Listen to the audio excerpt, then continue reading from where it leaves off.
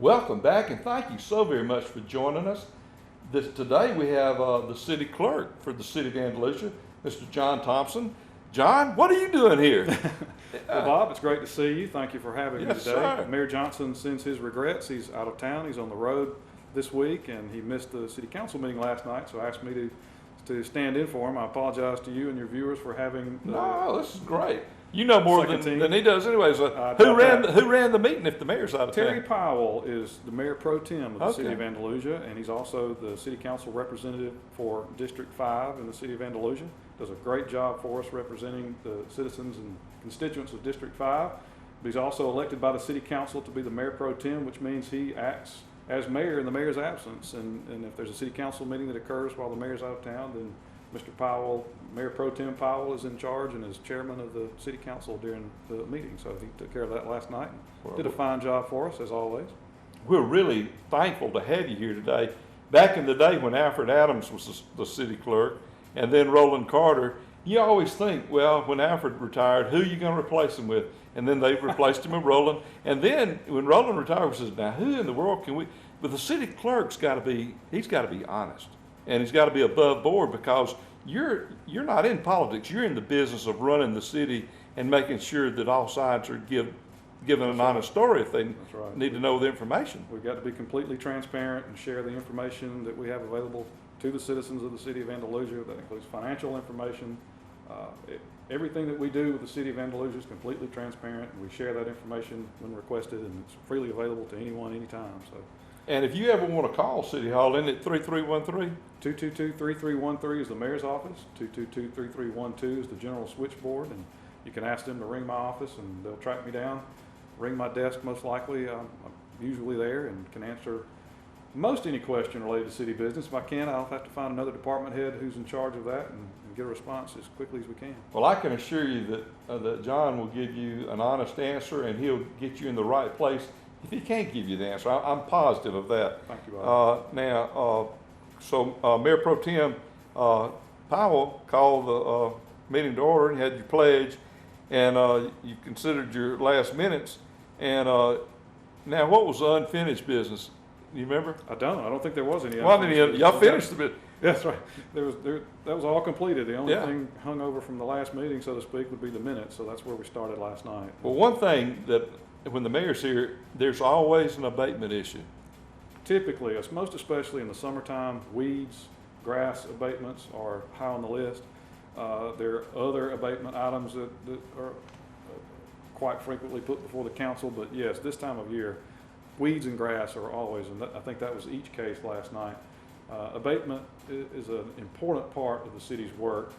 I know that if you're the subject of an abatement, it's not very pleasant, but all of us that own property in the city of Andalusia live in neighborhoods. We want to see our property maintained well, and if we take care of our property, we want our neighbors to take care of their property, and we rely upon the city to notify those who aren't taking care of their property. If there's a weed and grass problem, if the lawns aren't getting mown properly, if the property's become a nuisance, if it has fallen in such a state of disrepair that it becomes unsafe, then our abatement department notifies the property owner. And this is a long, drawn-out process. This is not something you don't just call them up and be ugly. No. It's a business that you're running because we want our town to look good and we want it to be safe.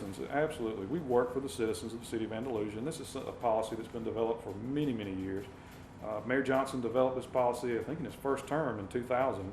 And I'd like for you to know, I'd like for our people to know that our abatement manual has been duplicated many, many times in this state. Mayor Johnson developed that in 2000 in his first term, and it is very meticulous, as you can imagine. He's very meticulous and very detail-oriented, and there's no stone left unturned in this abatement manual, and it's been shared with many abatement departments and planning development departments across the state and duplicated in many ways because it goes right up to the level of the law.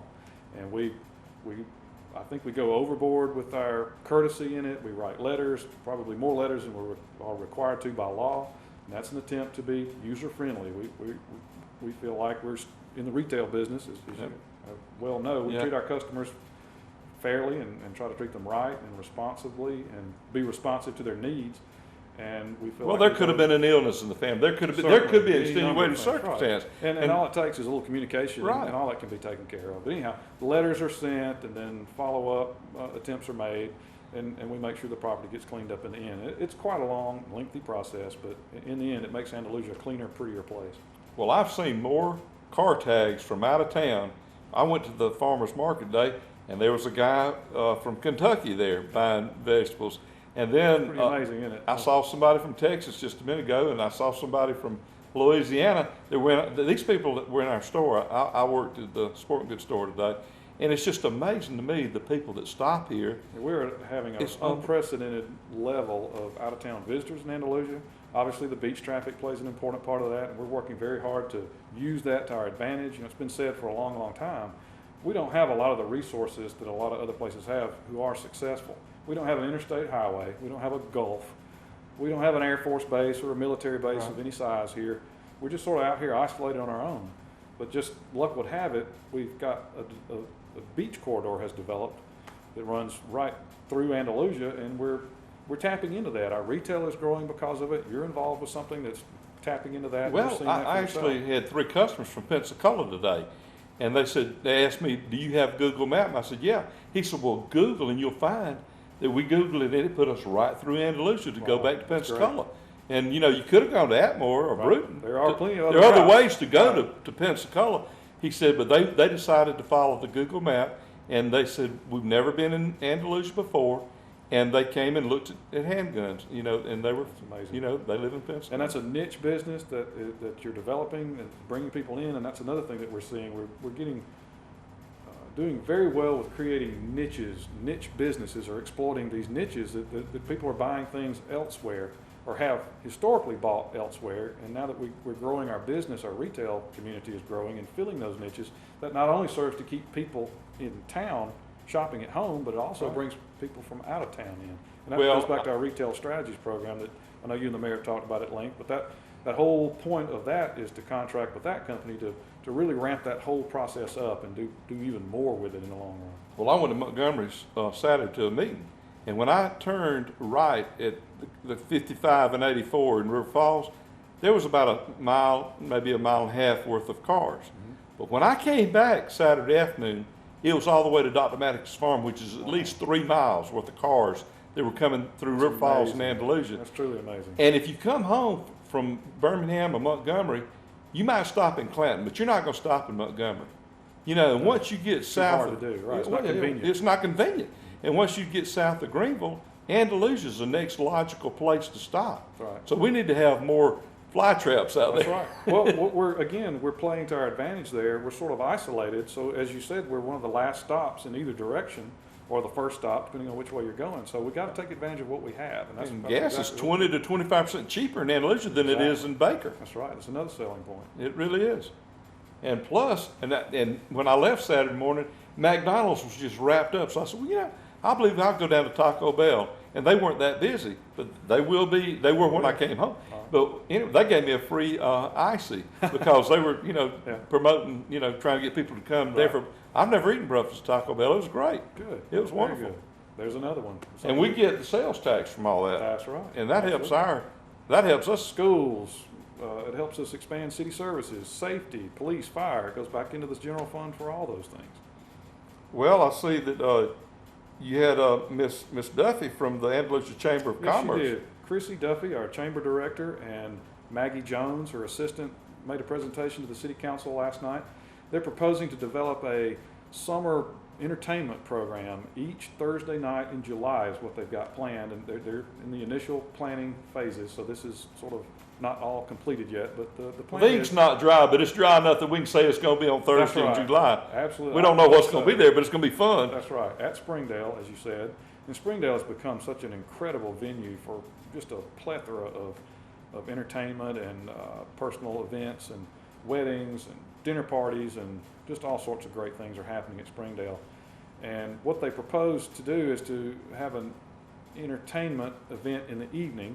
And obviously we know how warm it is in the evening, so that it's probably going to be at least 7 o'clock, perhaps a little later, but not much. And it'll probably be music, and they'll have some entertainment for children. They're talking about a phone machine or something. I'm not familiar with what that does, but sounds exciting. Young kids, I think, will have a blast in it, and us older folks, maybe some good music to enjoy. So I think they've got a real neat concept for summer entertainment. You know, Chrissy did a marvelous job developing Candyland, and I give her a lot of credit for that because it was her idea. She'd been somewhere and seen something like that, and we took the idea and ran with it and created this Candyland with all the little houses and the snow machines, and it was just a tremendous success. The square was packed, and Chrissy came up with the idea that she wanted to try to have a summer event similar to Candyland. What a great idea. We got to start somewhere. We've had fits and starts for years trying to come up with a summer Absolutely. entertainment program or something that the city and chamber could do together. Council member Mayor Pro Tem Powell had another idea. There's a community in one of the Atlanta suburbs that does something in the summertime. I think it's called Flicks on the Bricks or something, where they have summer movies at night or something.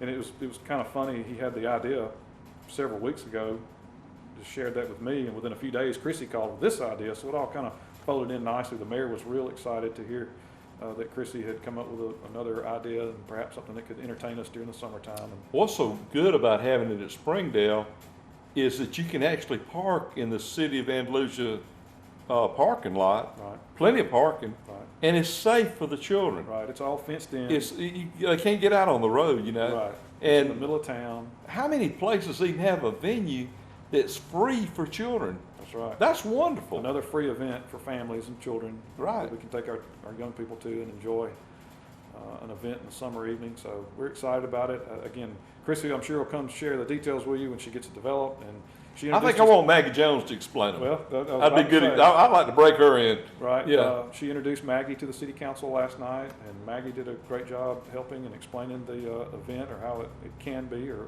they hope it will turn out to be. So we're excited to have Maggie on board. I am too. I'm Maggie's excited. an Andalusia girl. Yes, she is. She's a great. She's great going to really addition. help out. And we've got some new help here too. And just like Maggie, people have just gotten out of college, and they've got those fresh ideas that really, honestly help. That's right. It's exciting to have our young people come back home. It's been a long time. I think we've all talked about. We've had a brain drain for a long time. Yeah. We graduate students from Andalusia High School. They go to college or out in the world to work, and they leave. They're Your gone. family. You know, in a few years, mine will be the same way. So it's terribly important that we see the trend reverse and start bringing. But that's our work. We've got to develop a community that offers possibilities and opportunities for these young people, and that's what Mayor Johnson and City Council work on every day of our lives to try to make Andalusia a better place for all of our families, but most especially so we can have opportunities for our young people so they can come home and have a place to work and live.